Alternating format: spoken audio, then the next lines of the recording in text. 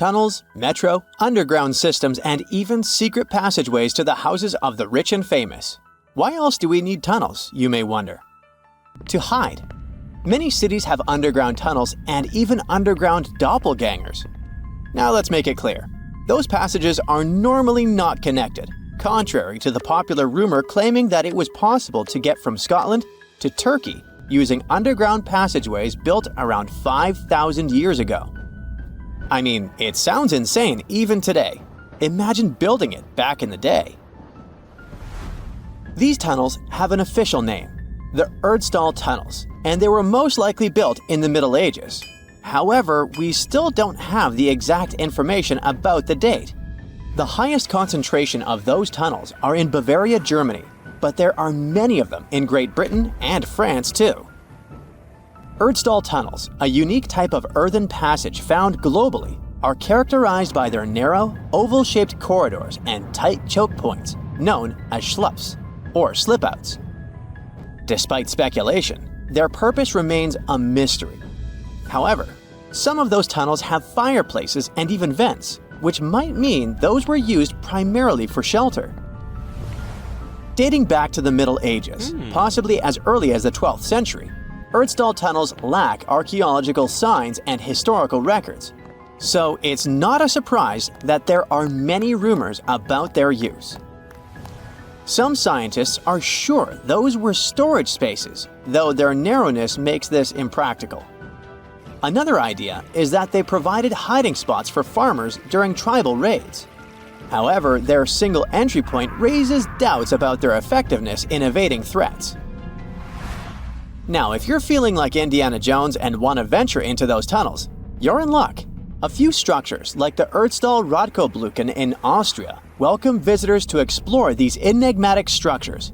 Most of them are closed to the public eye, though. The origins of Erdstall tunnels remain largely unknown, just like their real functions. And if you think, hey, it's the 21st century here, we can study pretty much everything, well, you're wrong. What makes these tunnels hard to study are the tight confines.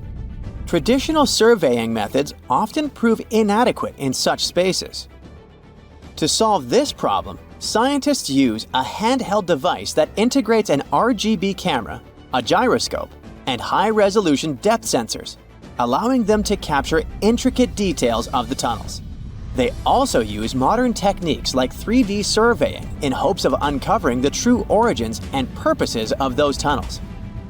One hypothesis even suggests they may have been poorly conceived dwellings, abandoned when their inadequacies became apparent. Still, not everyone quite agrees with this idea. Other theories suggest they served spiritual purposes, while the most intriguing idea speculates that those tunnels may be remnants of extraterrestrial civilizations. Experts believe they may have been used for practical matters, such as granaries or hiding spots from looters. As we don't have exact info on who built it and when, it may be pretty much anyone, even a sloth. Nope, I'm not a lunatic. Sloths can build giant tunnels. Check this out. In 2009, a farmer in southern Brazil was driving his tractor through a cornfield when it suddenly sank into the ground.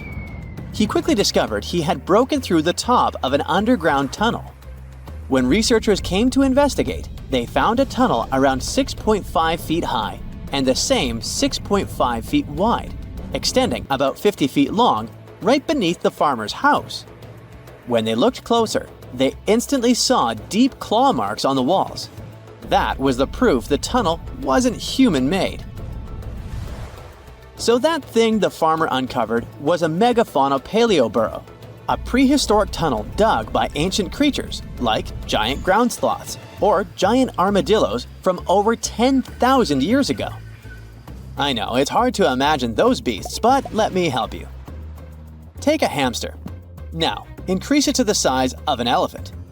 Don't forget, this 13-foot-tall hamster could also walk on two legs. During their time, around 15 million to 10,000 years ago, many species of sloths and giant armadillos roamed the Americas, some even digging similar tunnels.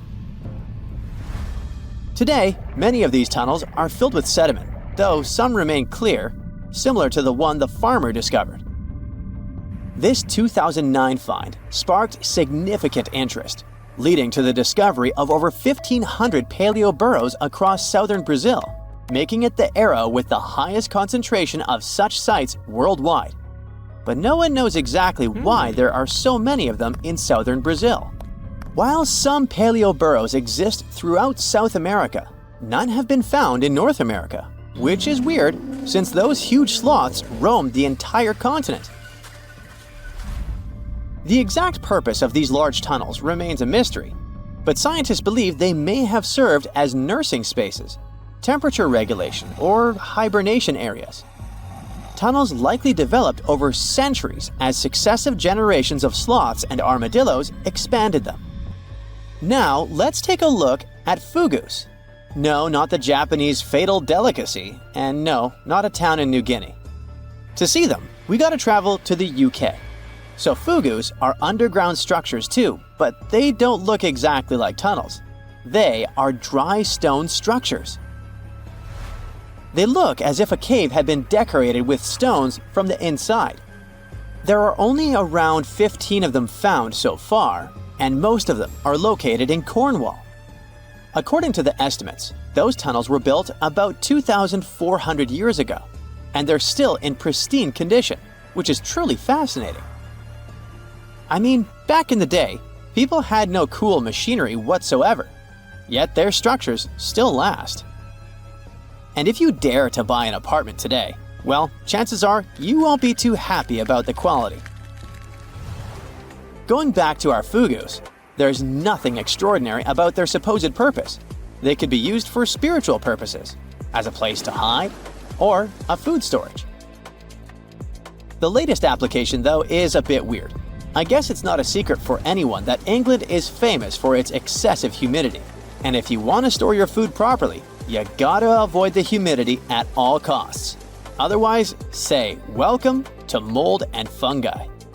But ancient people weren't dull-witted at all, or they wouldn't have survived, and you and I wouldn't be around now. So they might have adapted those fugus to store just some products, those that already had natural molds in them, assisting in the preservation of perishable food, like milk, butter, and cheese. But hey, those are just speculations. The true reason why they were built remains unknown. What makes fugus unique is that they are intentionally built tunnels, not just excavated mines like those in Wales.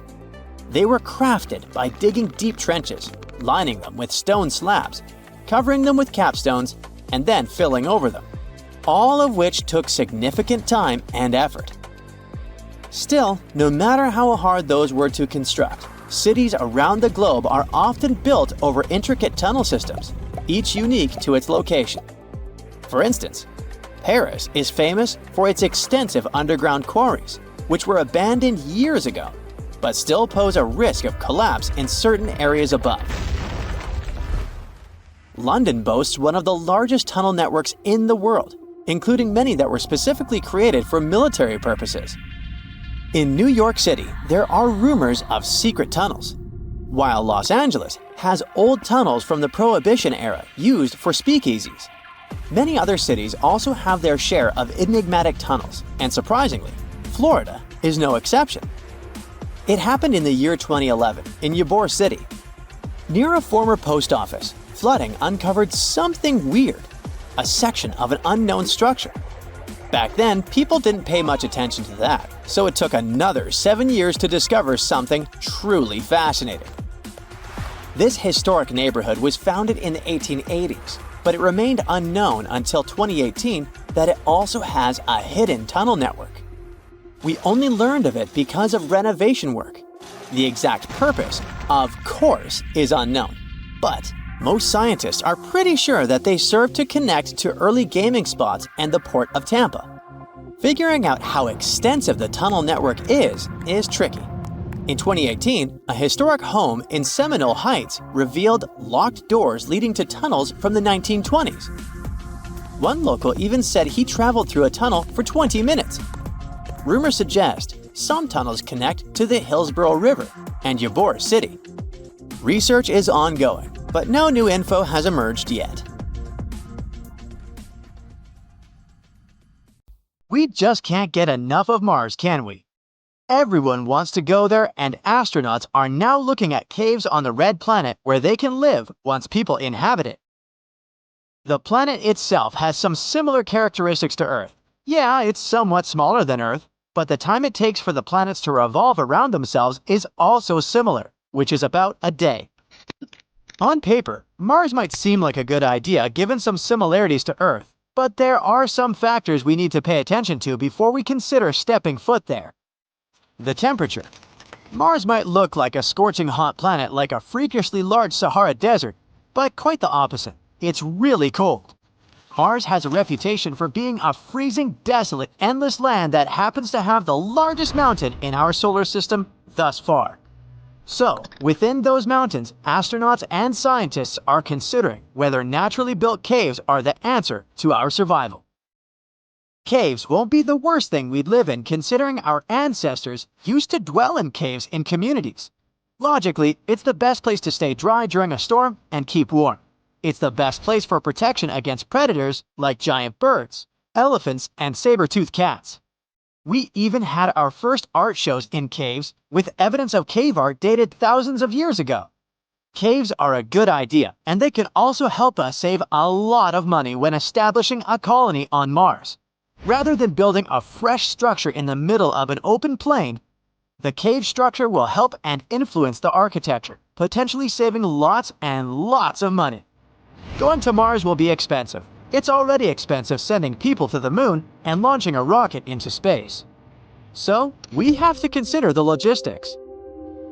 Another thing to look out for is caves in the ground that are not necessarily stuck on mountains.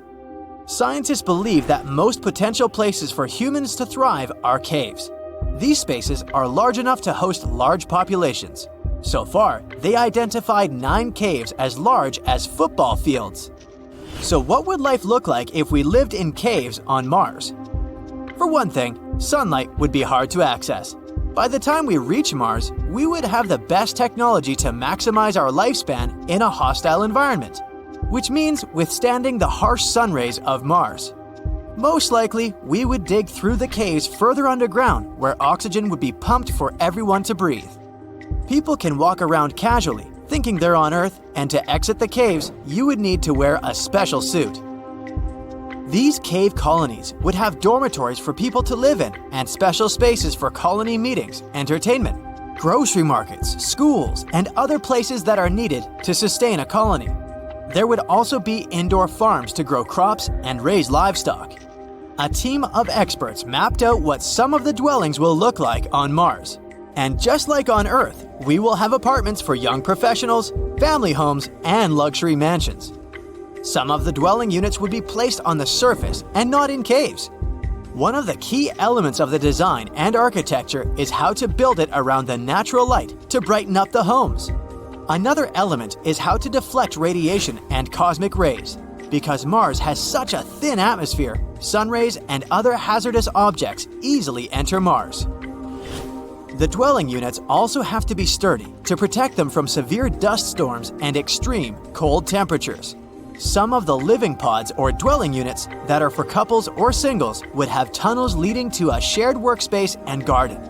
Studies show that even being in the presence of greenery can reduce stress levels significantly. And on the red planet, we would definitely need some greenery. We can expect the family homes to be built within the caves, not necessarily underground. It would be tempting to head outside with the view of Mars, but the large thick glass would prevent anything from coming in and out. Those who are underground with a view rely on LEDs and camera systems to screen the surface landscape of Mars so it acts like real windows. And if you're bored of the surface, you can always switch the channel and watch something else as you please. Maybe a flowing river surrounded by trees, or maybe a penthouse view of all of New York. The choice is yours. There would be a driveway that leads to a garage so one can enter and exit easily. There won't really be a reason to exit the cave colony except probably to visit other cave colonies. In this case, we would have highly crafted vehicles that will take people from colony to colony on the surface. The vehicles can withstand harsh temperatures and would be constantly transporting people daily.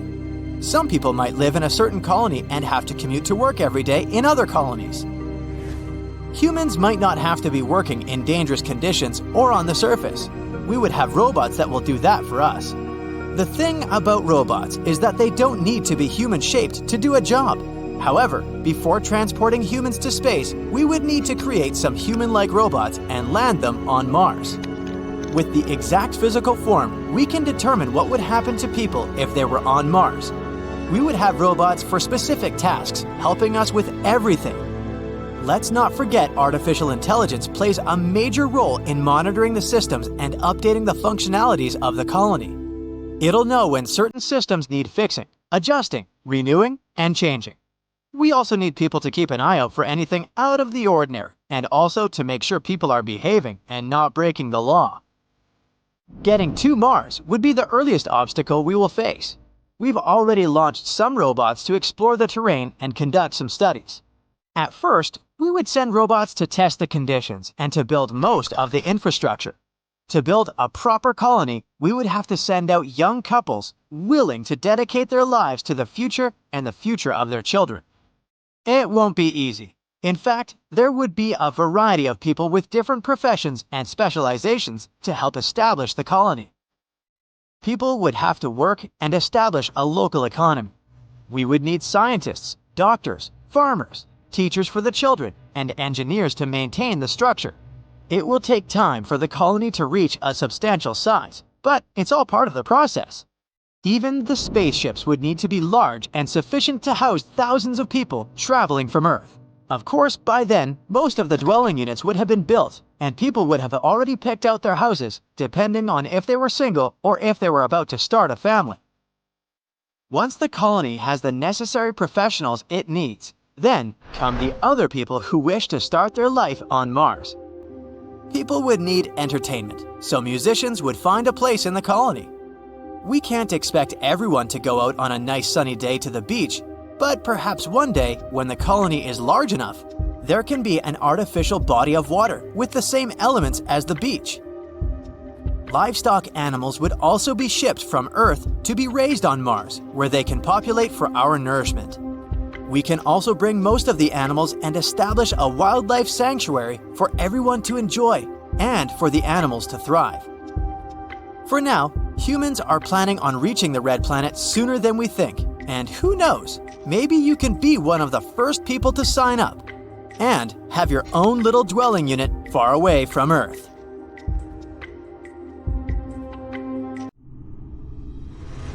A human being can survive up to a couple of months without food, a few days without water, and 69 days trapped underground. At least, that's what 33 miners in Chile managed to do.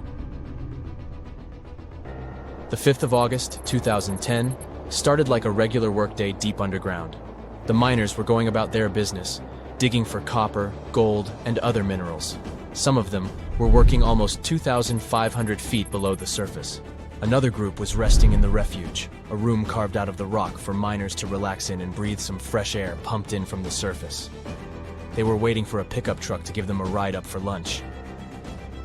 Around 2 p.m., they felt some massive vibrations. A massive bang followed. Everything around started shaking. Dust filled the air, and the passageway collapsed, trapping the men inside.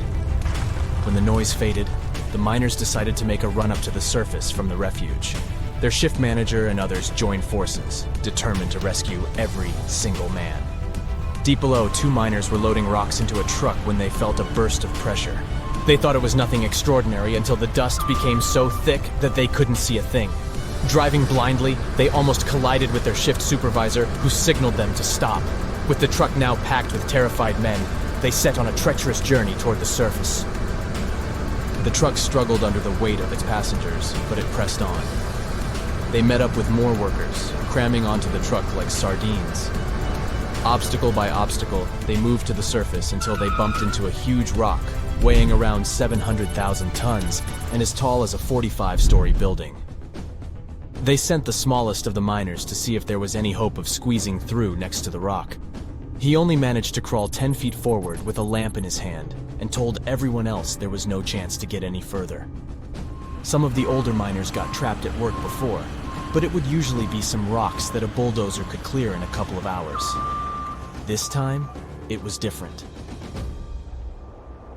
The miners didn't plan to give up, so they split, and one group searched for shafts that let air, water, and electricity flow into the mine. Those are supposed to have ladders to serve as an escape room. They managed to find one chimney with a ladder.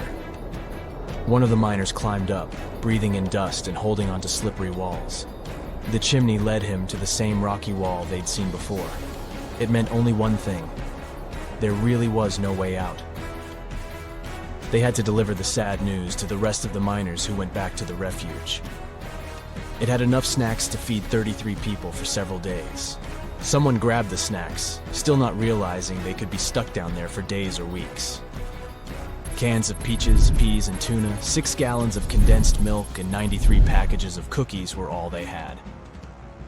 The one thing they wouldn't have to worry about was water. There was more than enough of it in nearby tanks, which were keeping the engines cool. All the connections to the outside world, the electricity, the intercom system, the flow of water, and compressed air have been cut. Men working above the ground on that fateful day also heard the blasts and saw the dust cloud in front of the main entrance.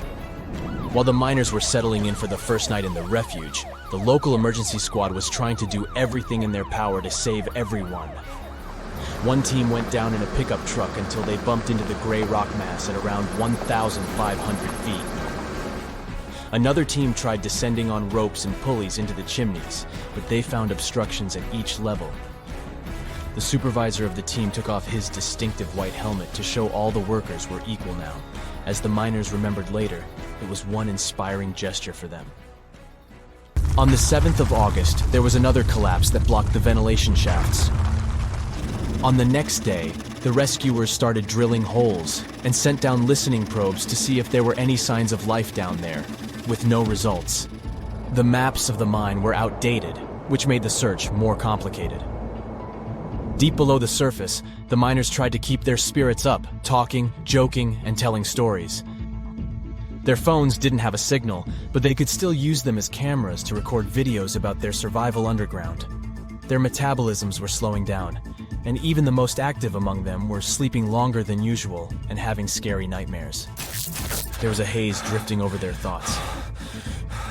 They spent 17 days without any contact with the outside world, eating only once every other day. Some of the miners started having health problems. On the 22nd of August, one of around 30 probes sent into the mine detected tapping. It came back with a note saying, "All 33 of us are all right in the shelter." Soon, rescuers managed to deliver food, water, letters, first aid, and other necessary supplies through the narrow borehole. They also sent down high-tech video cameras that beamed back live footage of the men in their steamy, sauna-like surroundings. The miners invented a system of jobs and routines to survive in those conditions and remain sane. Above ground, an international team of engineering and mining geniuses put their heads together to crack the code of how to bring those brave souls back up to the surface. They came up with a plan to drill an escape tunnel and lower a capsule inside the mine, large enough to fit one person at a time. Then a crane would pull the capsule back to the surface. They brought 3 separate drilling rigs to the site and began work on the 30th of August, 25 days after the accident. The trapped workers were helping their rescue from below.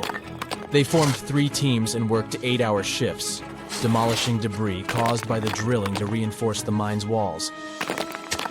The original plan was to set them free by December, but Plan B drill finished working on a tunnel by the 9th of October. It took 2 more days to line up the tunnel with metal tubing. Finally, a rescue worker went down into the mine inside the capsule.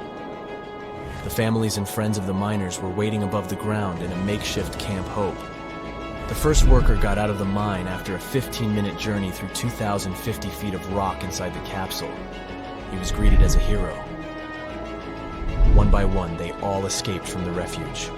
Millions of people around the globe followed the rescue on live TV. It took less than a day instead of the planned 48 hours. All 33 of the miners, aged 19 to 63, had been rescued and were mostly in good health. They all had to wear dark glasses to help their eyes to the sun after being in a space with so little light for so long.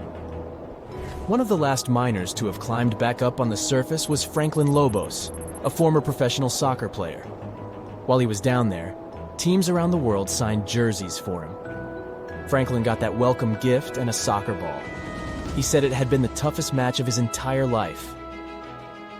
The incredible 33 were showered with love and praise. They were guaranteed 6 months of top-notch health care.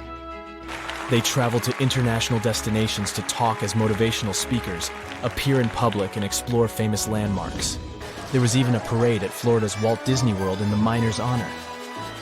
A movie named 33, based on their story, came out in 2015, featuring Antonio Banderas. He played the role of the miner who filmed daily video logs to assure the public that they were all right. This story, which many find to be a real miracle, went down in history and in the Guinness Book of World Records as the longest time survived trapped underground. Whenever you hear about ancient ruins, you almost never picture them being suspended somewhere, or just randomly hanging on the branch of a tree, right? In fact, for most of the ancient artifacts we have exposed in museums all over the world, archaeologists did quite an impressive amount of digging. You see, buildings have this funny way of fading away over time if not properly taken care of. Sometimes we need to reuse some building materials, so an older construction may be sacrificed in the process. Other times, houses are abandoned, and once they are exposed to the elements on the surface, like rain or sunlight, they don't really stand a chance. Some just simply crumble away due to good old erosion. So the only way a piece of architecture can survive the test of time is if it's somehow gotten buried deep down. Now, how did they end up buried in the first place? Well, it's quite the comedy of errors. Ancient cities had a habit of gradually raising their ground level like a kid adding toppings to their ice cream sundae. You see, these settlements were always busy collecting food and building materials to keep up with their ever-growing population. But hey, who has time to deal with waste and rubbish? It wasn't exactly high on their to-do list back in the day. So when it came to building new houses, ancient civilizations found it much easier to save their sweat and tears by piling up the rubble and constructing right on top. But that's not all. Rivers would also occasionally flood and deposit a layer of sediment on the city floors, further encapsulating those ancient constructions. And in those dry regions like the desert, where the wind likes to show off its sand and dust dance moves, you can bet it was a constant struggle to keep the establishments clean. One hilarious example is the Sphinx, which had its head buried in sand until a group of archaeologists unearthed it in 1817. Some ancient towns eventually got covered up because they were completely abandoned. With less human activity to control their expansion, plant seeds couldn't resist the opportunity and sprouted all over the place. They gobbled up carbon dioxide from the air and grew, adding more and more bulk to the ground. Those cheeky roots even decided to stabilize the soil made from decaying plant matter, creating layers upon layers of earthy goodness. It's like the ultimate DIY project Mother Nature embarked on, with plants as her loyal helpers. The act of digging into the secrets of ancient civilizations is not just about unearthing a lost world. It's also an epic quest to reveal the hidden treasures beneath layers of history. But how do archaeologists know where to dig in the first place? If everything is covered in layers upon layers of sediments, debris, and plant roots, they must have some sort of system they rely on before embarking on a new project, right? For starters, they're not always the ones suggesting an archaeological dig in a certain location. Let me explain. Let's say you're a contractor and you want to build a new fancy apartment complex in your city. Some local legislations have certain requirements before your project can start, though. For instance, before anyone starts building on a piece of land, they might need to bring in specialists to check the soil. These clever folks can be archaeologists, geologists, or paleontologists, and they need to keep an eye on things during development. If any artifacts or ecofacts, fancy word for organic remnants, are discovered, these experts swoop in to excavate and study them. But what about sites that have nothing to do with bulldozers and yellow hats?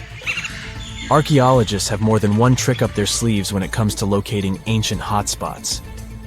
They dive deep into historic records with a healthy dose of detective work. By sniffing out old documents and maps, they can piece together the puzzle of human activity in a specific area. If a site has been visited before, it's even better. Finding records of past excavations or historical accounts can give archaeologists lots of information on where to continue their treasure hunt. Before archaeologists start swinging their shovels, they engage in a bit of a visual scan mission. Armed with a grid system, they'll stroll around the site, keeping their eyes peeled for any artifacts that might be hiding just beneath the Earth's upper layer.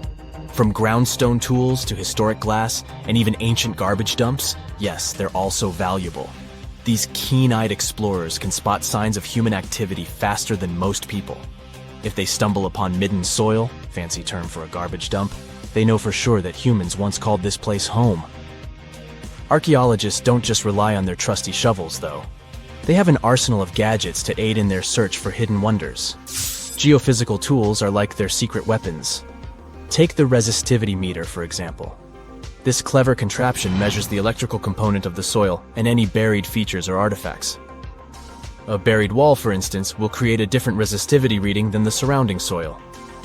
Magnetometers and ground-penetrating radar work in similar ways, showcasing potential hints of ancient treasures in the soil. And who could forget our trusty old friend, the GPS? It helps archaeologists map out precise locations, like a high-tech treasure map, leading them straight to their pot of gold. Care to virtually visit some of the most important archaeological sites in the world? Well, follow me. In the United Kingdom, for instance, you'll find this interesting place called Stonehenge. It's one of many henges scattered around, but this one really takes the cake. Picture this: massive ancient stones standing tall and proud, arranged in a funky outer ring and an inner horseshoe, with some smaller stones thrown in for good measure. And guess what? These amazing stones have been around for over 5,000 years. Talk about a serious case of rock-solid longevity. Now, here's where it gets interesting. According to local folklore, the legendary wizard Merlin whipped out his magic wand and poof! He teleported these massive stones all the way from Ireland. Apparently, some giants had assembled them there, but Merlin decided they would look much better at their new location. Others think it's just the ruined remains of an old Roman spiritual edifice. These amazing structures were built by our Bronze Age ancestors. With their simple tools and limited tech, they managed to create this monumental masterpiece. Impressive, right? Unfortunately, there's still so much we don't know about this area.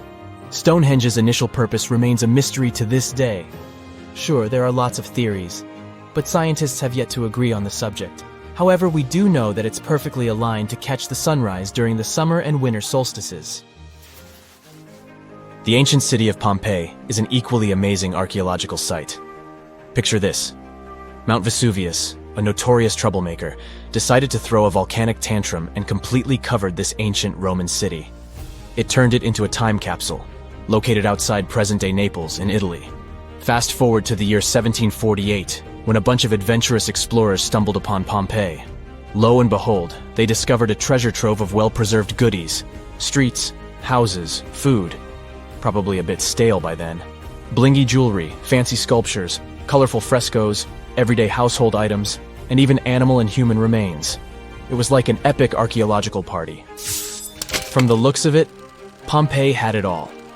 Fancy houses and villas, a massive 20,000-seat arena, cute little artisan shops, hangouts like taverns.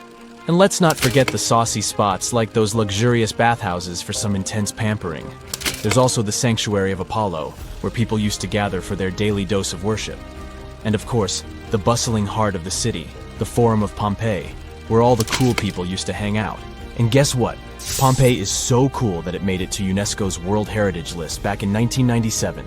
That's like the ultimate Hall of Fame for historical awesomeness.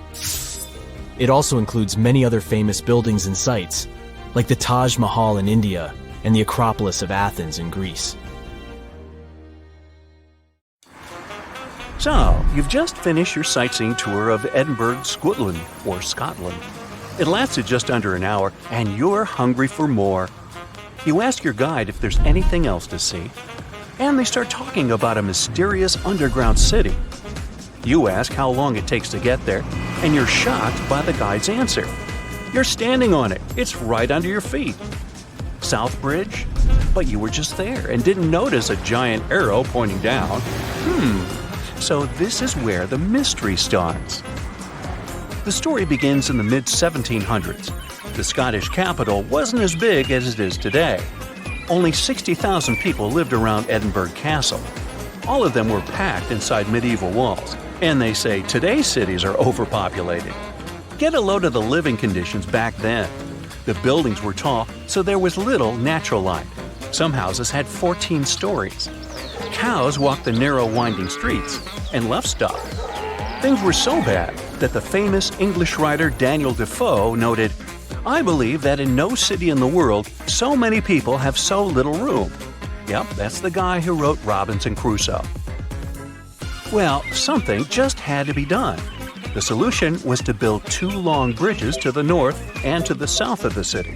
The names they gave the bridges were more descriptive than colorful. The bridge to the north was completed first. In 1785, construction on the second bridge got underway. It was going to connect the main pedestrian street in the north with the university buildings in the south of Edinburgh. But don't think of this construction as a modern bridge over a river. It was more of a viaduct, a type of bridge that connects 2 hills across a valley. The word viaduct comes from Latin, as Romans were pioneers in building these structures. Their capital was built on 7 hills. And just to be copycats, Edinburgh also straddled 7 major hills. Only 2 are visible today because the city has been built up. Now, back in the 18th century, the construction of the South Bridge was a remarkable feat of engineering. It took the builders only 3 years to complete it.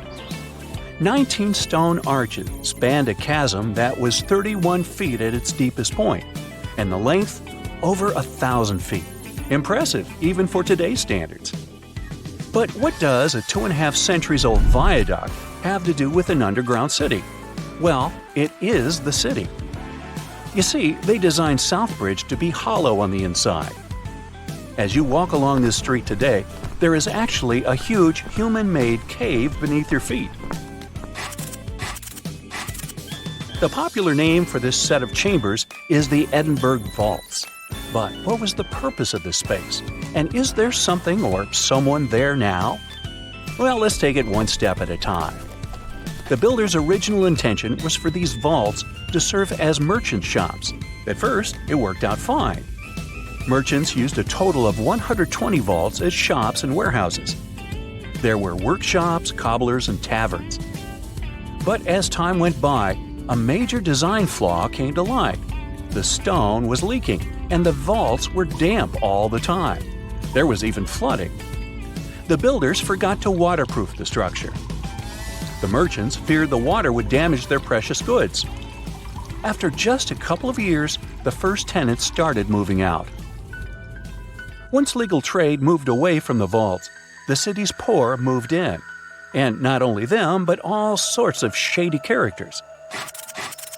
Historians don't know much about this period, since there are no written records. But even the squatters had to leave soon. If you couldn't do business in these vaults, how could you live in them? It was damp and cold, and there was no ventilation, sanitation, or natural light. It really stunk. Every real estate agent's worst nightmare. Just 30 years after their completion, the Southbridge vaults were abandoned once and for all. But at a street level, business was as usual. The officials decided to fill the vaults with rubble for security purposes. Buried and forgotten, the memory of a once teeming merchant quarter of Edinburgh slowly faded from people's minds. Now, this is where the story gets a bit weird. During the 1980s, a Scottish rugby player accidentally found a tunnel leading into the vaults. The athlete didn't waste any time and started excavating the vaults with the help of his son. Several tons of rubble, and a decade later, the Southbridge vaults have been restored to their former glory, so to speak. They were again dark and damp, as they were back in the 1700s. There were many interesting finds in this underground city. The vaults were littered with oyster shells, which were the standard diet for a working-class resident of Edinburgh at the time. Other finds, such as shoes and empty bottles, suggested that people actually lived in these claustrophobic vaults. Think of this the next time you see someone trying to rent their garage as an apartment. So, your guide was right. There really is a hidden city under the streets of Edinburgh. Well, at least one street. You have now gone down from the main pedestrian street into Cowgate. You look up and there it is, the only visible arch of the once impressive bridge. You are now searching online to book a tour of the vaults. You just have to see this place with your own eyes. But the Scottish capital isn't the only city with a mysterious underground. The historic region of Cappadocia in central Turkey hides no less than 36 cities beneath the ground. The biggest and the most impressive one wasn't discovered until 1963. It was built during the Byzantine era to protect the local population from invaders. We have similar structures made out of concrete in our cities, but the level of the Turkish underground city is really impressive. There are several levels, like in a multi-story car garage. The caves and tunnels lie 197 feet underground. That's 2/3 of the Statue of Liberty's height. The city could house 20,000 people at any given time, complete with livestock and food. The smell. Anyway, 20,000 is the average attendance at Major League Soccer matches today. You might want to add a field trip to one of these places the next time you go to Turkey. Most of these cities in Cappadocia can be found in rural areas. Makes sense, right? After all, they were dug out as hiding places. But in Europe, there is one city whose underground labyrinth resembles the vaults of Edinburgh. You've probably heard of Pilsen in the Czech Republic. But hold on a second, this isn't going to be a story of the most famous local product. Something brewed, perhaps? It's the story of a medieval city that survived underneath the streets of Pilsen. Water wells, cellars, and passageways stretched for more than 12 miles. Merchants and craftspeople used Pilsen's historical underground for storage. Water, food, ice, you name it. The waterworks are pretty impressive. Historians estimate that 360 wells are located under Pilsen's historical town center. In times of instability, the passageways served as safe havens for the locals. They definitely didn't go thirsty down there. Today, most tourists visit these mysterious underground cities. But in Canada, there's one where people live and work. The construction of Montreal's underground city began in 1962. The initial idea was to shelter traffic. That's a nice way to say that city officials were building a metro station. The idea caught on, and the project expanded. Now, it's a real-life urban maze hidden under the downtown area. Need a place to stay? There are hotels down there. Want to grab a bite? Step into one of the underground restaurants. Multiple shops, a library, cinemas, the list is long. There are even residential complexes. But how can people live under the ground? Simple. Although the city itself lies beneath the earth, the access points are at ground level. You can enter the 20-mile-long tunnel network at more than 120 places. Oh, that's another place down under. Oops, sorry, Australia. Here's a riddle. Which U.S. city is so loved that its name should be repeated twice? You guessed it, New York, New York.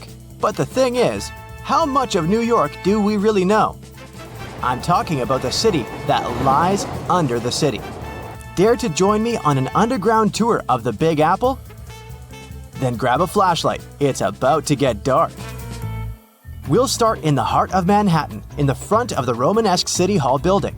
Believe it or not, beneath our feet lies New York's oldest subway station, known as the Old City Hall Station. It opened in 1904 on October 27th, a night of true celebration for New Yorkers.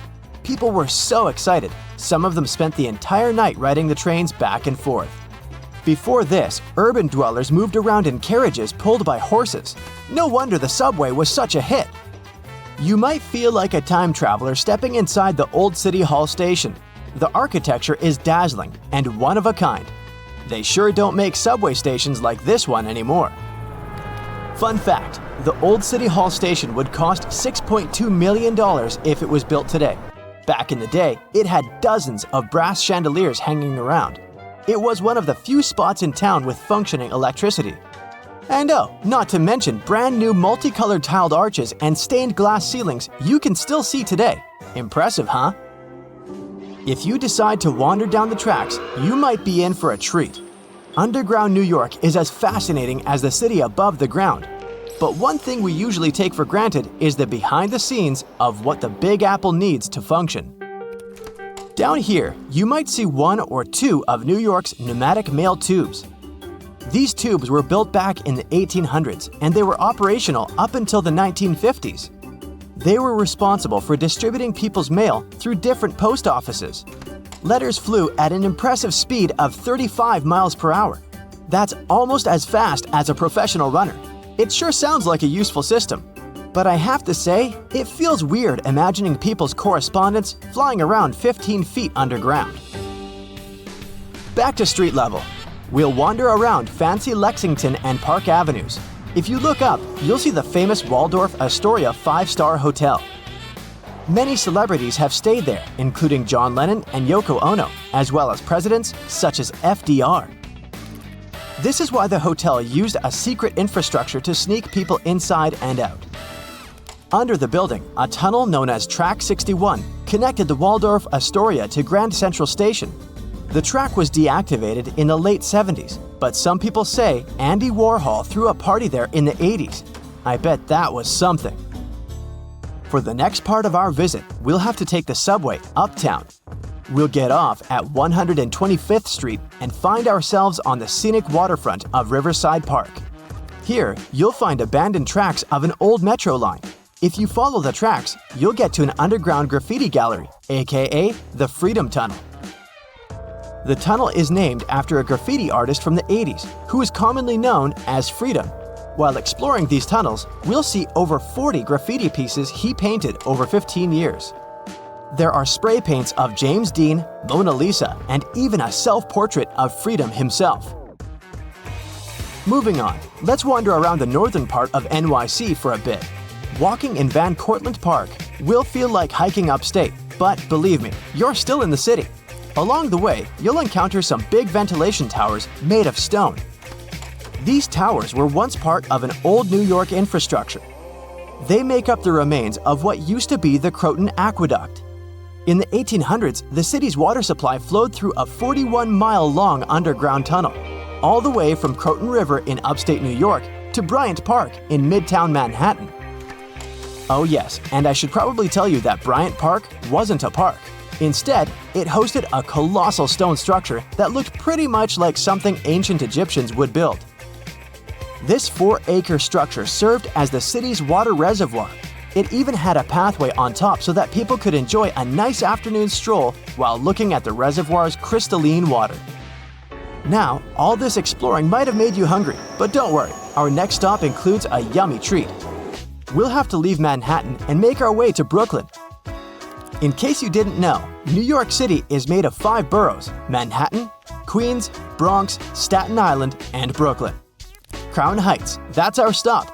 Would you believe me if I told you that beneath these streets lie caves full of aging cheese? How very Parisian of them. To get down there, you'll have to make your way through a century-old building that now works as an office space. Maybe wave hello to all those hard-working people and disappear in one of the stairways that will take you 30 feet below the ground. You won't need a flashlight for this one. The caves are bright and renovated and can hold up to 22,000 pounds of cheese. But hey, it might stink. That's the main reason cheesemakers decided to use underground tunnels to age cheese in the first place. After a bite or two of some delicious cheese, let's keep going. While still in Brooklyn, you might see tons of locals enjoying a sunny day in the McCarran Park pool. This pool is a huge attraction, being 3 times the size of an Olympic pool. As the NYC explorer you are becoming, you might even go for a swim. But hey, there's a much more interesting part to this attraction. The pool was built in the early 1900s, but it was shut down in the 50s. During this time, urban explorers discovered a network of underground tunnels right beneath the pool. And, of course, you can find a secret entrance and get a peek for yourself. There, you'll not only see the pool's filtration and heating system, but also a lot of graffiti from the time the site was abandoned. Neat!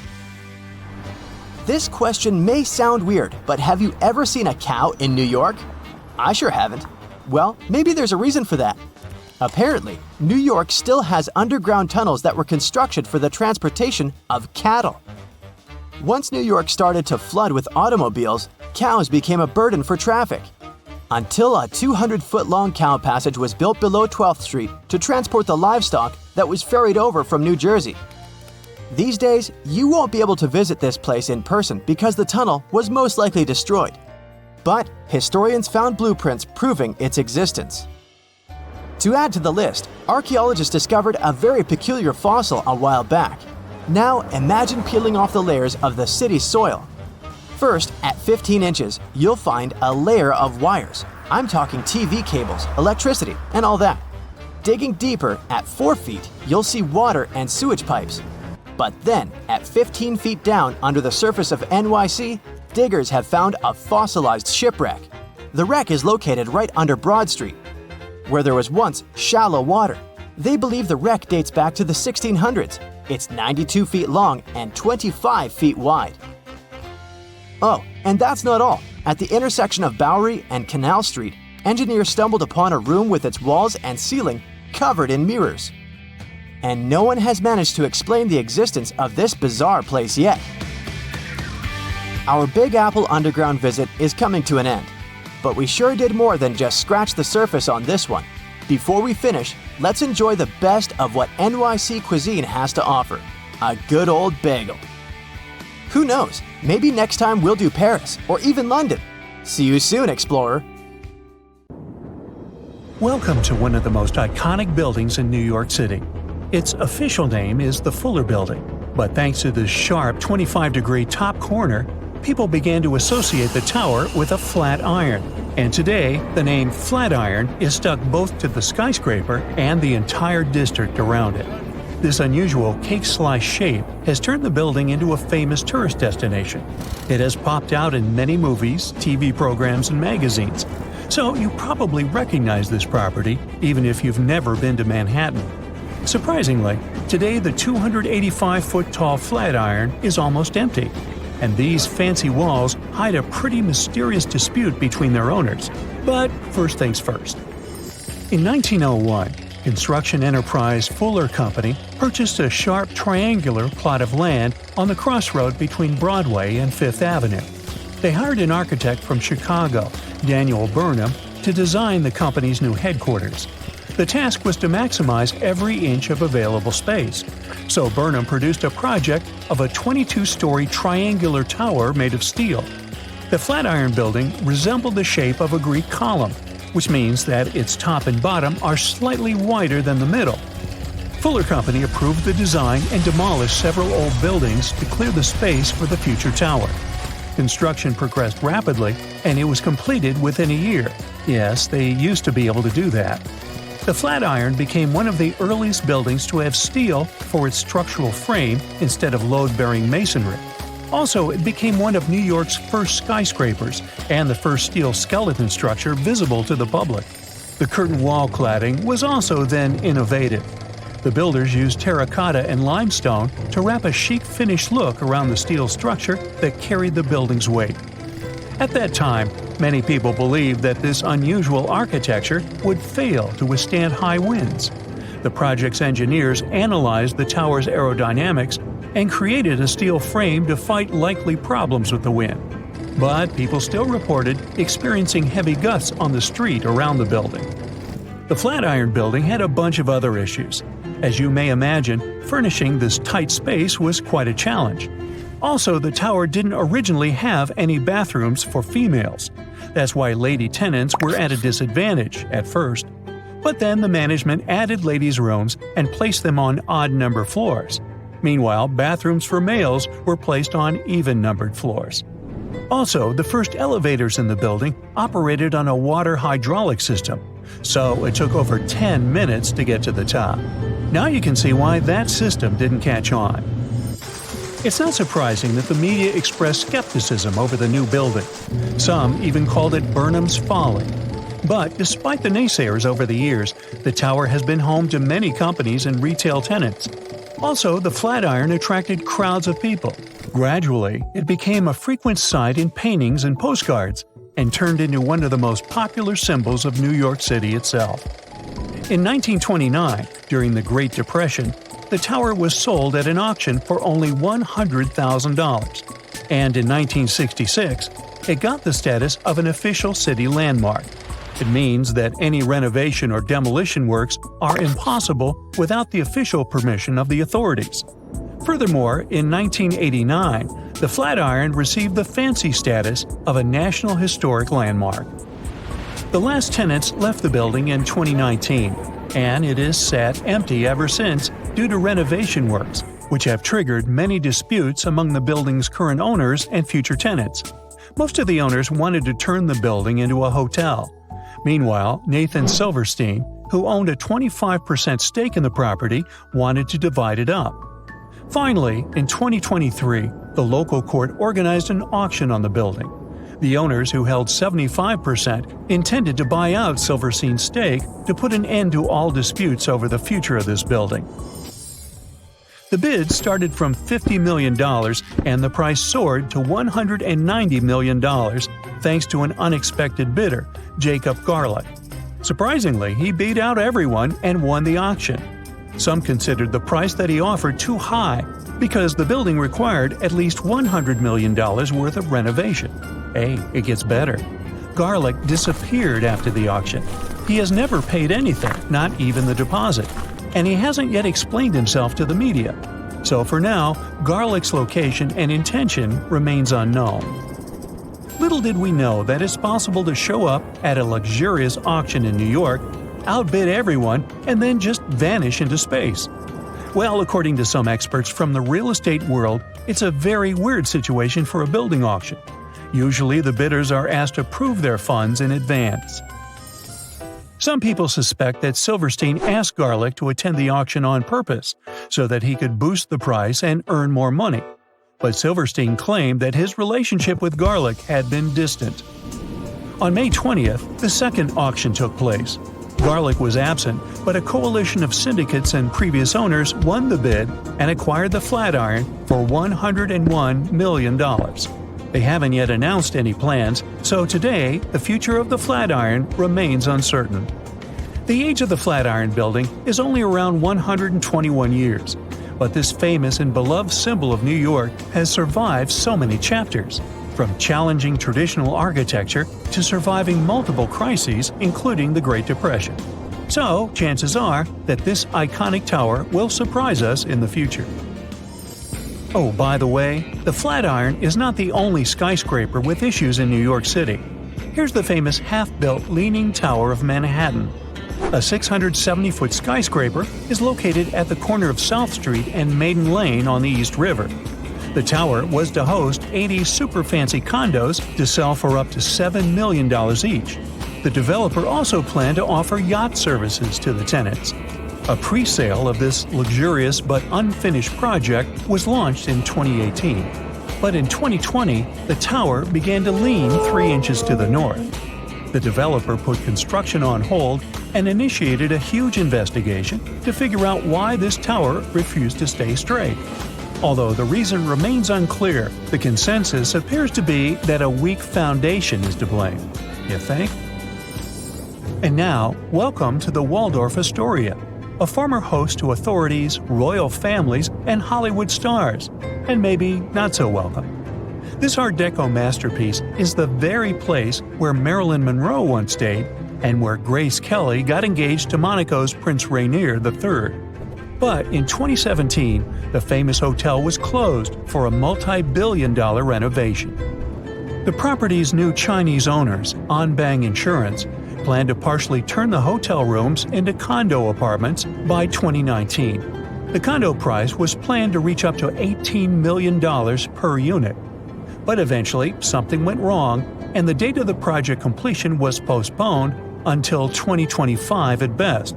Although, according to the media, the renovation might have already cost around $2 billion.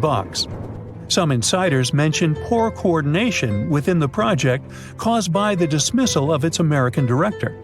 They also blamed the property's new owner, Dagia Insurance Group, which took over the project after the chairman of Anbang was sent to prison for fraud in 2018. To date, the future of the Waldorf Astoria remains unclear. So I'd try another hotel if you're visiting the Big Apple. And here's another heartbreak hotel story. In 2019, a development firm, Chetrick Group, launched the construction of a 33-story hotel near Madison Square Garden and Penn Station. The project was supposed to open in 2021 and join the management portfolio of IHG Hotels and Resorts, which runs multiple hotels. However, the developer failed to either repay its loan or complete the construction on time.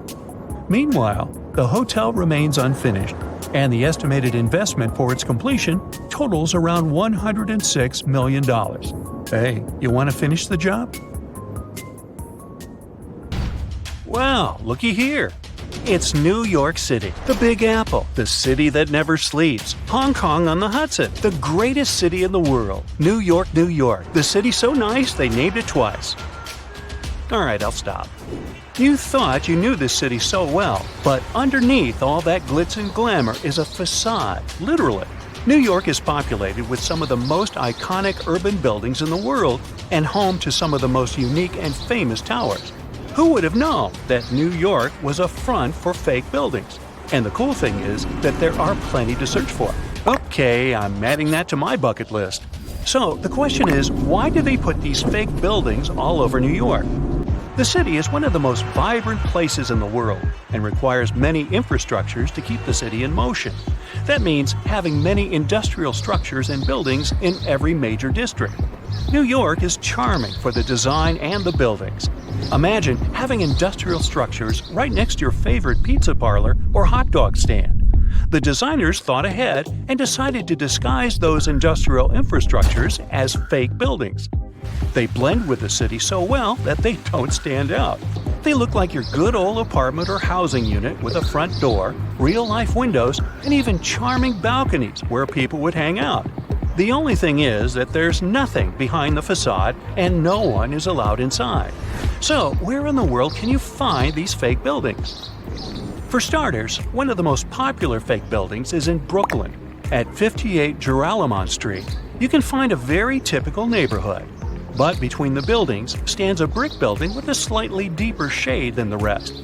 It has bright open windows that blend in with the rest of the buildings in the neighborhood, except that they're blacked out.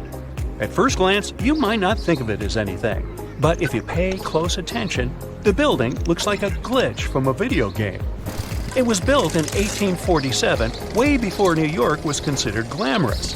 Originally, it was meant to be a regular building, but in 1908, they converted it into a fake building. Don't think you can just try to break in. Even if you could, it's pointless, because it's part of a ventilation fan for the subway.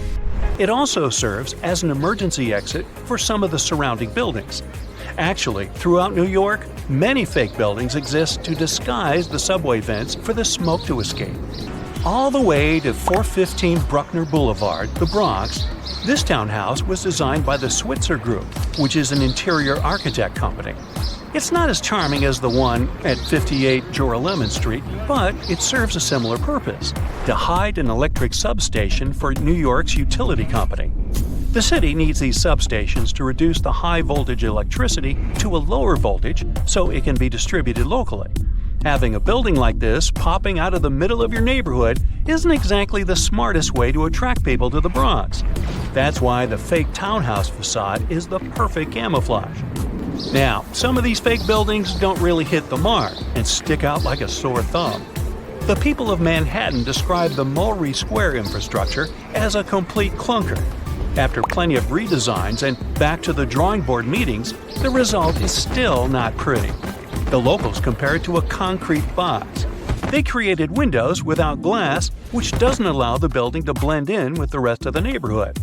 But it beats a typical subway ventilation plant either way. There are just so many places to visit and cross off your bucket list. But if you live in China, you can literally stay in the country and visit many iconic cities around the world. The replica cities began when the Chinese economy started booming in the early 90s. They wanted the lifestyle of the rich and famous without wanting to leave their country. They can be comfortable eating their local food and get the feeling of being abroad. The Chinese province of Guangdong has an identical copy of the historical Australian alpine village Hallstatt. The real Hallstatt is centuries old and one of the most charming places to discover.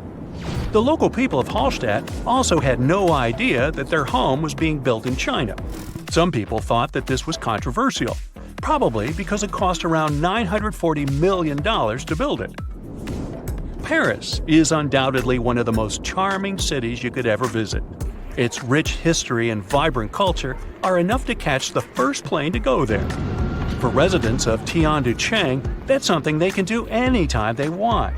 The city is also known as Sky City and has a replica of the Eiffel Tower that looks eerily like the iconic one in Paris and built buildings to match the city's visual charm. One of the main things that will break the charm is the farmland surrounding the city.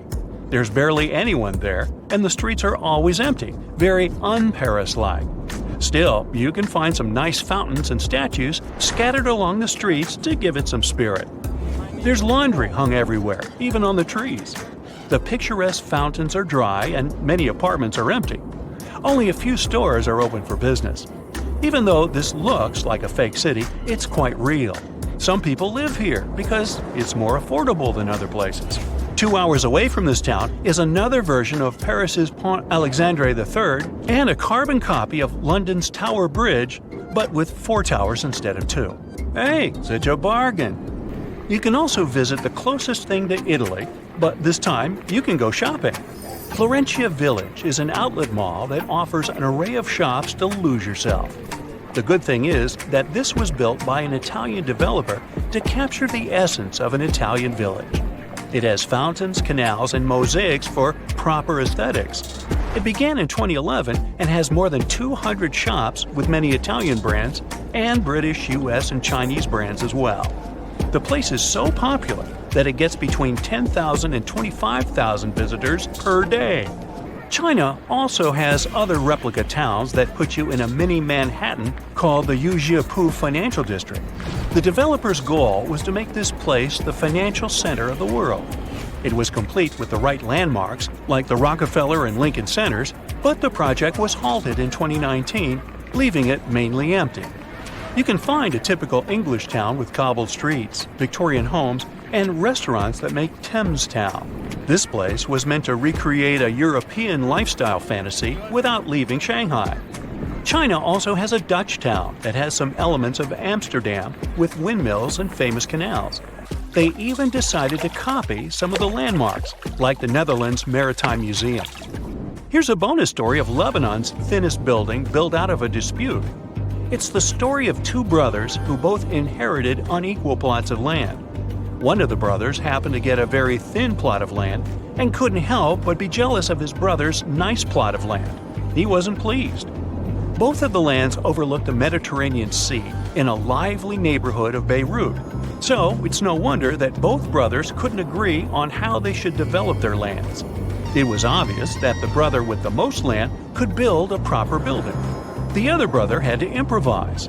He decided to obstruct his brother's property by constructing a thin building enough to only fit 14 feet at its widest and 2 feet at its most narrow. It was constructed in 1954, and the locals of the area know it as the Grudge. The crazy thing is that the place was once habitable with many visitors enjoying their stay.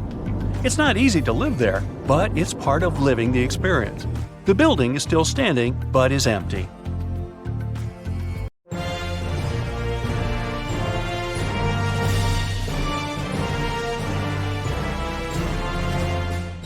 It's one of the most important national monuments of the United States, with over 500,000 visitors each year.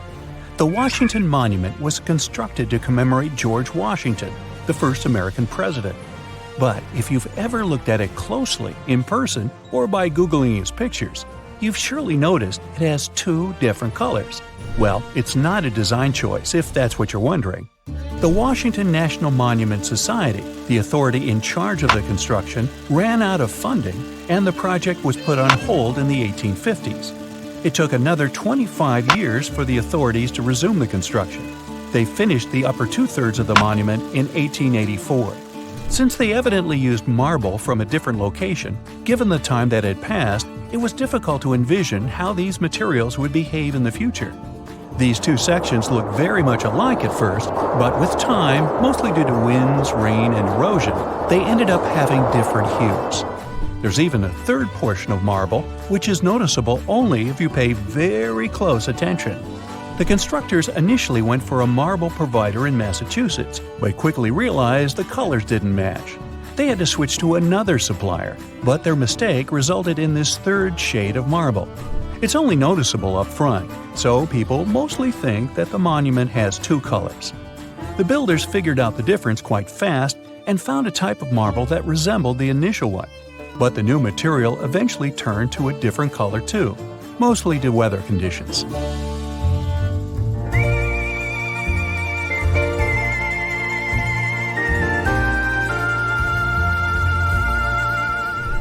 Are you one of those people who like to spend their free time on Pinterest or Instagram in search of your next travel location? Then you surely haven't missed a little Italian town called Cinque Terre. The reason why it's so popular among photographers and globetrotters is its brightly painted buildings, which come in a nice contrast to the crystal clear ocean waters. These houses come in a huge selection of colors, from green to yellow and even bright pink. So it's no wonder this location is such a hit. It looks more like a painting than an actual place on Earth. But why are these houses so gorgeously bright? Local legends say that fishers used to paint their homes in various colors so that they could quickly spot them from the water as they came back home from the sea.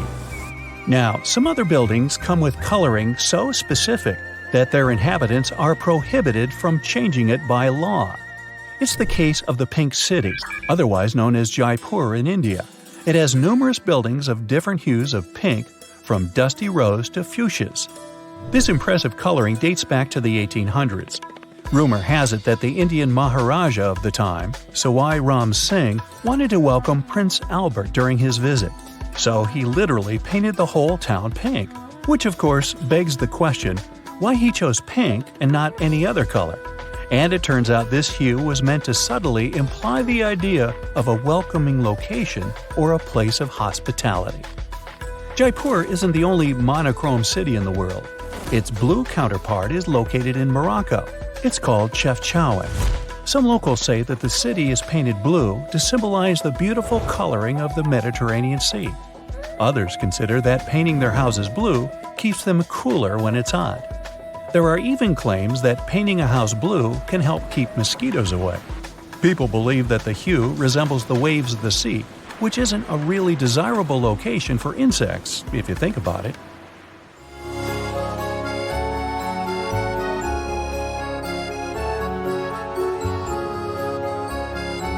Now, this construction has become the undeniable symbol of the City of Love. The Tour Eiffel. I can smell a freshly baked baguette, can't you? Well, it turns out the Eiffel Tower has a little chromatic secret of its own. This famous French monument is painted chestnut brown these days, but it hasn't always been this color. The engineer who built the tower and also gave it its name was a man called Gustave Eiffel. He claimed that the initial paint used for the tower, a very bright red, was supposed to help protect the construction from rust, kind of like the Golden Gate Bridge does in San Francisco. But since it was built, the Eiffel Tower has had many different hues, like ochre, yellow, and several shades of brown. At one point, they even used the ombre paint effect. It made the tower look as if it was fading upon reaching the sky. I've hardly ever heard a more touching story than that of the Taiwanese Rainbow Grandpa. His name is Huang Yong-fu, and his story begins in the late 2000s. Given he was officially the last resident, the local authorities were just about to bring down his small village in order to make room for a modern apartment complex. To cope with his sadness, the man started painting the walls of the houses in his village. He began with drawings of birds, cats, and eventually people. In 2010, a local university student found out about this little DIY project, and the rest was history. With the help of a fundraising campaign, this little village now attracts a staggering number of tourists each year, over 1 million. It's no wonder the local authorities eventually renounced their plans. While we're on the subject of beautiful designs, there's a library out there that actually looks like a giant bookshelf. No, it's not a scene from a fantasy movie. Somebody actually built that. One of the facades of the Kansas City Public Library looks like an ordinary row of books lined up on a shelf. Well, not really ordinary. since the books are 25 feet tall and 9 feet wide each. You don't need to be a book nerd to want to check this one out soon. The world's largest basket isn't meant for overweight cats, it's actually a building. Yup, there's a building out there that is actually shaped like a basket. You can find it in Newark, Ohio. It was initially built to serve as headquarters for the Longaberger Company, an American producer of handcrafted wood baskets. It's also renowned among professionals as one of the best-known examples of mimetic architecture. That's a type of design where buildings are constructed to mimic their function or purpose. The building covers 180,000 square feet. It cost around $30 million to build and was completed in 1997. With 7 floors and a central atrium, it also has a glass ceiling which lets natural light get inside. This immense basket is also topped with 2 steel handles. They're equipped with heating elements that prevent them from freezing. They also protect the glass atrium situated right below from any ice that might fall on it during the winter season. Darmstadt, Germany, there's a residential building complex built in the 1990s, named the Weissspirale. It has a wonderful design, as well as an interesting story to back it up. The name literally translates to forest spiral. This might refer to the plan of the building, along with the fact that its roof is green. Not simply in color, though. This swirly building has a jaw-dropping forest on its roof, with maple and lime trees. The unique construction was completed in 2000. It has 105 apartments and more than 100 windows, each of them with its particular shape and size. With 12 floors at its highest point, the building also houses a cafe and a bar. Another interesting feature? Each corner in the construction is rounded off. Now, should you ever find yourself visiting the city of Rotterdam in the Netherlands, try not to miss the cube houses. These unique buildings are placed above ground level on top of a pedestrian bridge close to the city center and the Rotterdam Black metro station. In the 20th century, the city of Rotterdam was damaged. That's why later it became the focus of new, cutting-edge architecture designs. Dutch architect Piet Blom started designing functional housing, which could also leave some room for pedestrians on the ground level. He got the idea for these houses from simple elements, such as forests and trees. Each house is placed on a hexagonal pylon, a construction made of concrete and designed to look like the trunk of a tree. Each of these pylons has a staircase that leads to well-spaced living areas. Another example of a house that looks like it has just escaped from a fairy tale is the Nautilus House. You can find it near Mexico City, Mexico. With its shell-like shape, it's also one of the first representations of bioarchitecture. The man behind this unique design is Javier Senocien. He was inspired by the works of Gaudi and Frank Lloyd Wright. The very concept of bioarchitecture is that buildings should be constructed based on structures found in nature. It's also supposed to remind people of their local history and traditions. The Nautilus House doesn't have a lot of storage space, according to the builders, but this structure is supposed to be earthquake-resistant and maintenance-free. Not to mention hundreds of tiny rainbow-colored stained glass windows decorating the building. Shenzhen, China. At first sight, it doesn't look like a perfect place to build one of the fanciest and tallest buildings in the world. But a company from China decided to take a chance. They had visions of building Golden Finance 117, a unique, mighty skyscraper with plenty of things super rich people could enjoy. At that time, no one knew it would turn into one of the tallest ghost scrapers in the world, meaning it would be a skyscraper with no life, events, or people inside. The one that no one would even talk about anymore. The world has impressive tall skyscrapers. The first one was built in 1885 in Chicago. And the tallest one today is in Dubai. Then there's one in Shanghai, another one in Mecca, and Shenzhen. Golden Finance 117 was supposed to be the 5th tallest skyscraper ever built. The construction was started 13 years ago, and at first, it all looked very promising. In 2015, the building reached its full height, 1,955 feet. But then, something mysterious happened. People deserted the skyscraper shortly after it was almost done, and the whole project has remained unfinished to this day. The company got the idea in 2008. During that period, plenty of cities across China were trying to build something impressive to get their place on the world stage. Golden Finance 117 was supposed to be a commercial and residential tower for very rich people. Italian and French-style interior design, a polo club, extensive gardens. The skyscraper was supposed to have a 3-story diamond-shaped atrium at the top, with a swimming pool, sky bar, and a restaurant. And don't forget about the highest observation deck in the world, a paradise for those who could afford it. Imagine living at the top of such a skyscraper. Golden Finance 117 was expected to be habitable up to its highest point. This mixed-use skyscraper was supposed to rise 128 floors above the ground. There was a plan to turn 117 of them into commercial space and hotel, and 11 more floors were expected to be for operational and mechanical services. The building's ratio of height to width was 9.5 to 1. When you have such a high and thin tower, you have to be careful with such forces as strong winds. But the skyscraper was designed to resist all this.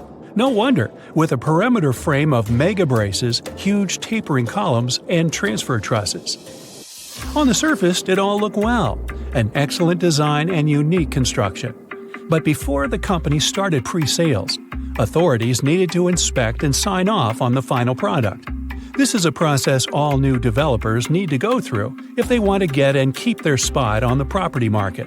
The country wants only established and reliable companies to keep the quality levels high. Back in the day, the company that was building the skyscraper was a new player in the Chinese market, so they had to finance their project all by themselves. They couldn't start recouping their investment until each of their buildings was finished. In other words, it was tricky ever since the beginning. But they were focused on the result. If they managed to finish the entire project with no major issues, the reward would be amazing. So they started in August 2008. China survived the global financial crisis that also happened in 2008, but it still affected the market. That brought lots of pressure on the company, which is why they stopped building the skyscraper in January 2010. Things got better in 2011. That's when the company decided to continue their work, finish the tower, and get ready to sell it because the market was growing once again. But considering all the rules on the property market, the company was in a very vulnerable situation. Things were getting more and more complicated. In 2015, there was a new crisis, this time affecting the stock market. The series of unfortunate events kept happening on and off until everyone stopped talking about the entire project. One more issue was the location. The skyscraper was being built on what used to be industrial land, and in the area, there weren't many wealthy people who could afford to live in such a building. The company probably hoped for people to relocate there once they finished the construction, which never happened. China generally has the biggest number of tall buildings in the whole world. There are 1,400 skyscrapers in the country. The US takes second place with more than 800 high-rise buildings. Then there's Japan with over 250 skyscrapers. 2018 was the year when China built more skyscrapers than any other country in the world. 88 new buildings with a height of 656 feet or more appeared there. But because of multiple unforeseen events, Golden Finance 117 never got its chance to shine.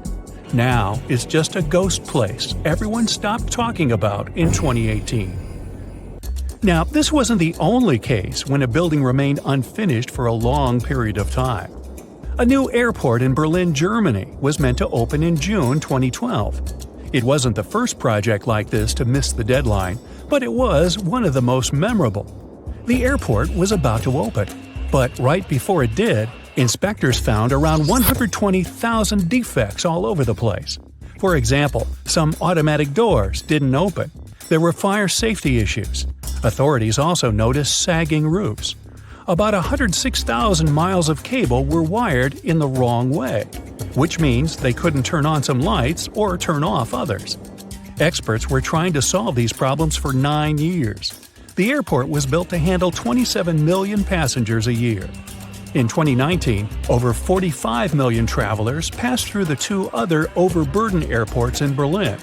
These airports are now set to close and merge with the new one, which has started expanding.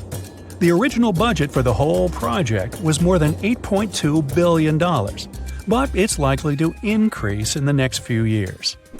The idea occurred back in 1990, and it took 6 years just to find the right spot to build the airport. The official construction didn't start for another decade. The original code for this airport also needed to be changed since it was already in use by an airport in India. But if you design an airport in the early 2000s, will it even be compatible with the travel habits and technology in 2020 and beyond? Also, there isn't enough space for all the planes that are supposed to be there. And still, since 2020, the airport has been open and growing bigger.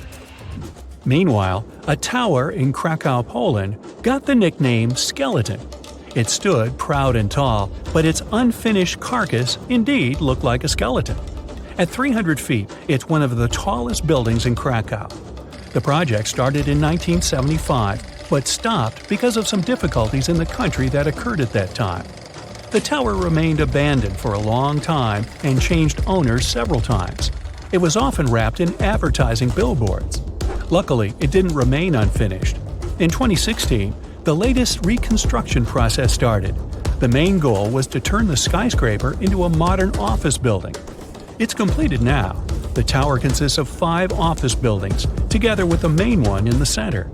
Architects found inspiration in styles from the 1920s and 30s. There's a terrace at the top.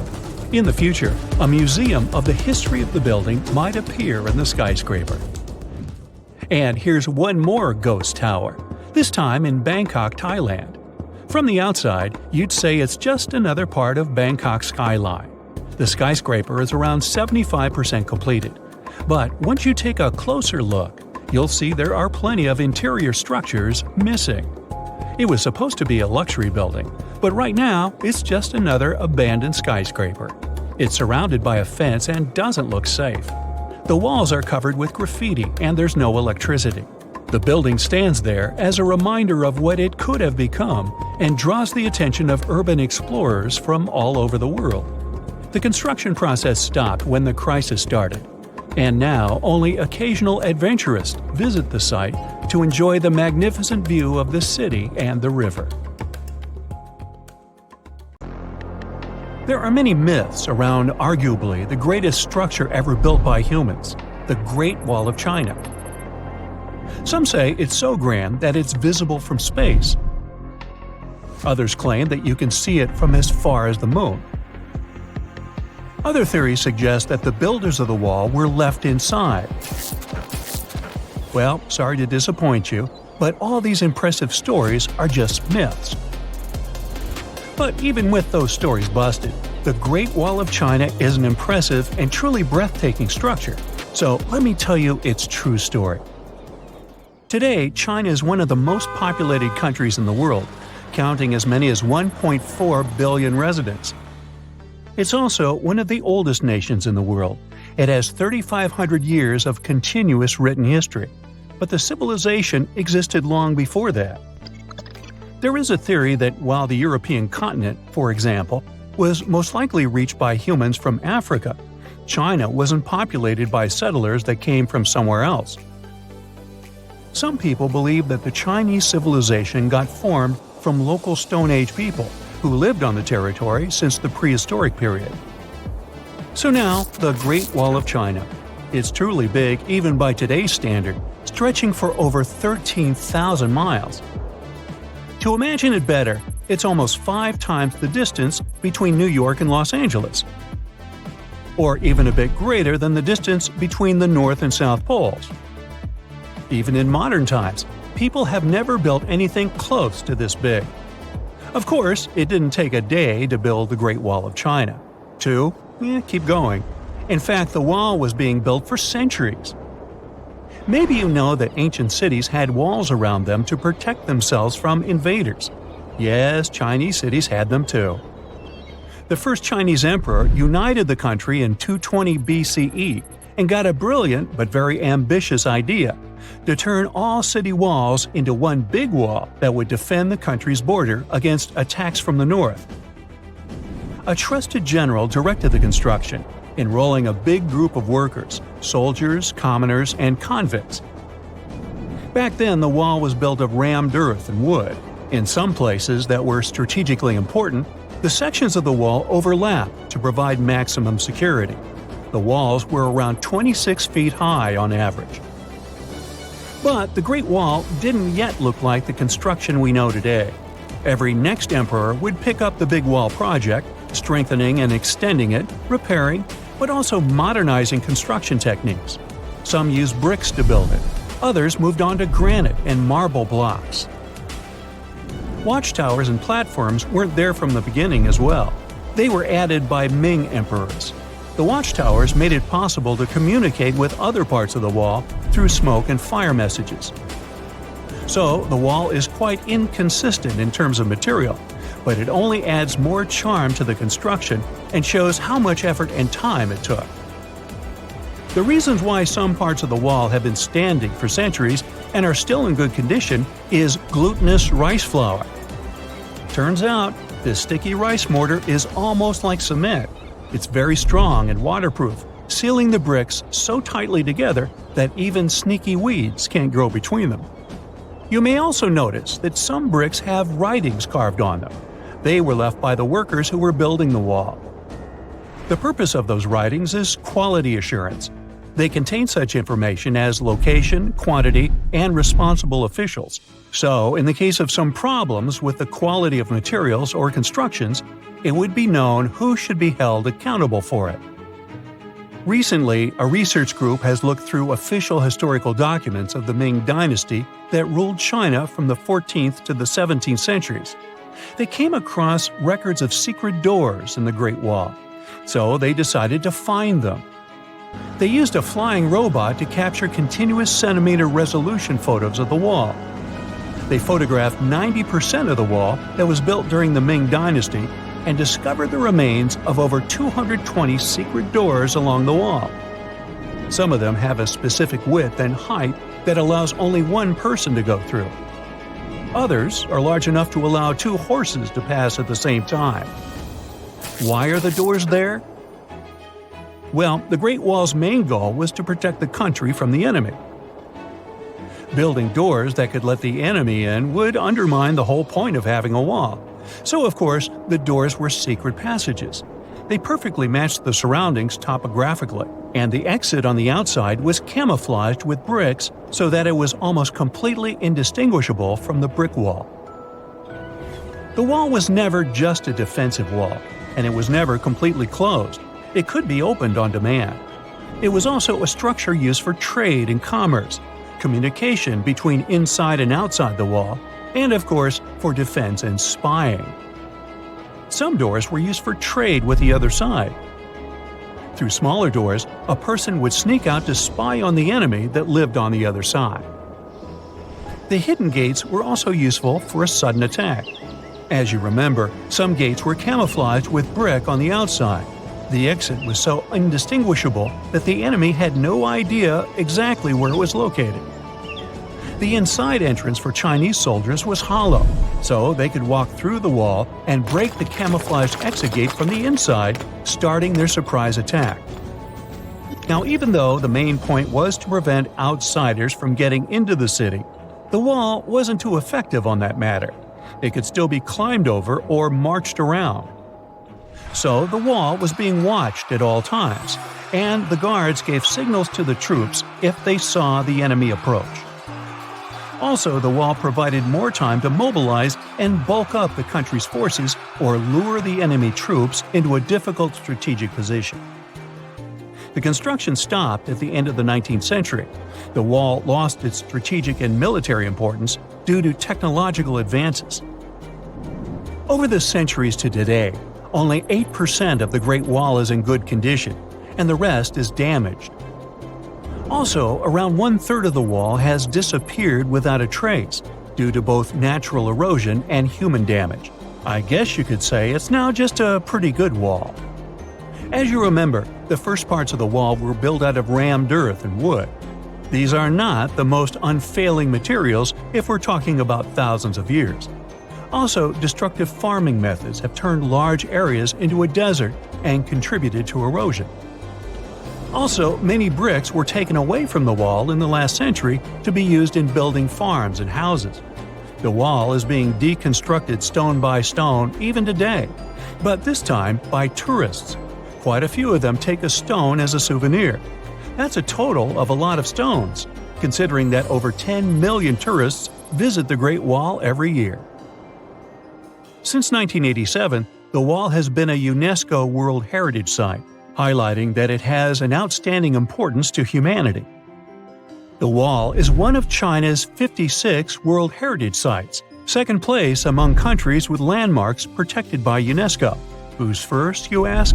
Well, the top spot, with 58 World Heritage Sites, belongs to Italy. And do you know that the wall isn't only a famous tourist attraction, but also the location of the Great Wall Marathon? It's a marathon that was established in 1999 and is one of the most challenging ones in the world. You guessed right, people run along the wall, including all the steps. There are 3 distances, so that participants can run a full marathon that is 26 miles, a half marathon that's 13 miles, or just have a fun run of 5 miles. You're standing in the middle of a vast, empty desert in Saudi Arabia. But in the middle of that emptiness, 2 enormous mirrored skyscrapers rise side by side, in perfect parallel to each other. This isn't just some sci-fi concept, it's the line, the centerpiece of Saudi Arabia's boldest urban project yet. Now, Saudi Arabia is already home to some of the most ambitious architecture in the world, from Riyadh's King Abdullah Financial District to the iconic Abraj Al Bayt Towers in Mecca. They've been working hard for years. But the line is in a league of its own. This project was announced in 2021, and it is part of a larger vision for the country's future called NEOM, a $500 billion mega project designed to redefine how people live, work, and interact with the environment. I mean, what could go wrong, right? Well, I don't know. But Nadmi Al Nasser, the longtime chief executive of the ambitious project, has recently departed. Suspicious. Even more so because NEOM's statement issued soon after did not give any plausible reason for his departure. Then, the line project itself was originally expected to cost around $200 billion. But by 2024, that number had skyrocketed to a mind-blowing $2 trillion. That's about twice Saudi Arabia's entire GDP. And if you ask independent experts, they think it could end up costing even more. At first, the plan was to build about 10 miles of the project and have 1.5 million people living there by 2030. By now, the expectations are way more modest. Only just under 1.5 miles are likely to be done by 2030, with fewer than 300,000 residents. The project has come across a lot of problems along the way. Engineering issues and management problems have caused major delays, and progress hasn't been as fast as hoped. And now, let's figure out what exactly is the line. It's a literal city made up of 2 parallel skyscrapers, each towering 1,640 feet high. That's higher than almost all the tallest skyscrapers in the world. These skyscrapers are 656 feet wide and stretch for a mind-boggling 106 miles across the northwest of Saudi Arabia, right near the Red Sea. The most astounding thing? The entire city is actually within this one structure. There are no cars, no roads, no emissions. But we'll go into detail a bit later. The complex is supposed to house 9 million people, and all of this running entirely on clean energy. Such a project aligns perfectly with Saudi Arabia's ambitious Vision 2030 plan. The outside of the skyscrapers will be covered in mirrors that will reflect the surrounding desert landscape, creating an almost seamless blend between the city and its surroundings. Inside, there will be lush parks, cascading waterfalls, flying taxis, and even robot helpers to take care of everyday tasks. They're also planning to make an artificial moon as part of the city's design. One more thing that makes the line so unique is its design. Unlike traditional cities that spread out horizontally, the line is vertical.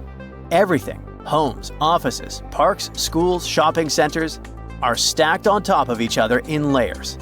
This means that residents won't need to travel long distances to get what they need.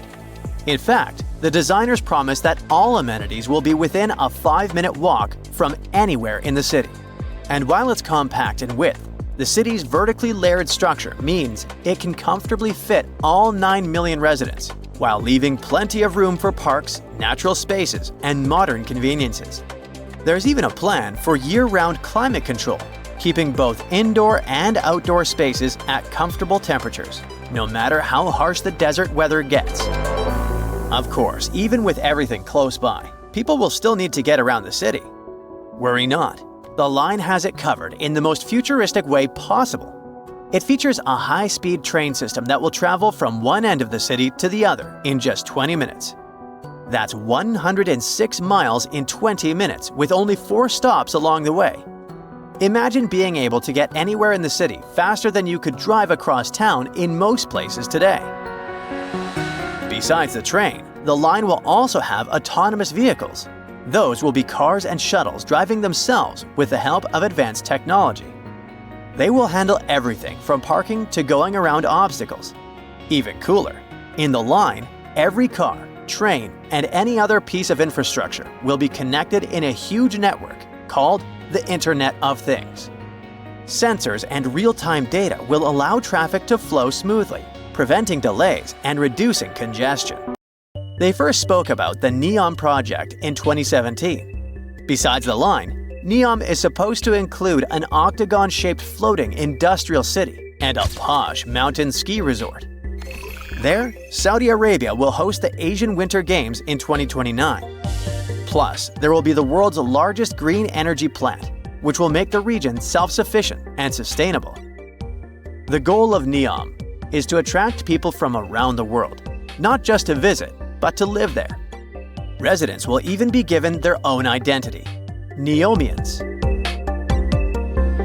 Not everyone thinks this construction is a good idea. Some urban planners and architects have pointed out pretty big flaws in the city's straight-line layout. You see, in a regular city like Johannesburg, which covers way more ground than the line, 2 random people are usually only about 20 miles apart. But in the line, the average distance between 2 random people would be 35 miles. That's almost double, even though the line's overall area is way smaller. This setup could make it harder for people to connect socially and might be a pain to navigate, even with a high-speed train zipping through it. Now, they promise that every resident will have everything they need within a 5-minute walk, but there are doubts too. People wonder if living in a super compact, stacked-up design might end up feeling claustrophobic or even too much to handle. As for the whole mirrored exterior idea, it looks pretty cool in renderings. But there's an opinion it could actually mess with the environment. Reflecting all that sunlight in a desert might disturb local wildlife or create unexpected heat issues. The line's high-tech features sound amazing, but they come with their own set of headaches. The city is supposed to run on the Internet of Things tech and autonomous vehicles. Sounds awesome, right? But how are they going to pull that off for a 106-mile-long city? For things to run smoothly, every piece of tech, cars, trains, infrastructure, needs to be perfectly in sync, sharing tons of real-time data. If there's even a tiny glitch, it could throw a wrench into daily life for millions of people. Then there's that high-speed train. It does sound like a dream, but actually building and keeping it running in the middle of a desert is not so easy. The heat, shifting sands, and wear and tear on the tracks could cause big delays and rack up costs pretty quickly. People around the world are questioning if the line is even doable. The first inhabitants were supposed to start living there by 2030, but there are reports about scaling the project back, so that deadline feels like a big stretch. There's also a sustainability issue. The line is supposed to have 0 emissions and 100% clean energy. But building something so massive is bound to take tons of resources. With all these challenges, Saudi Arabia is looking into new ways to fund the line and figure out which parts of their Vision 2030 projects to prioritize. An insider has recently said that some projects might go ahead as planned, while others could be delayed or scaled down.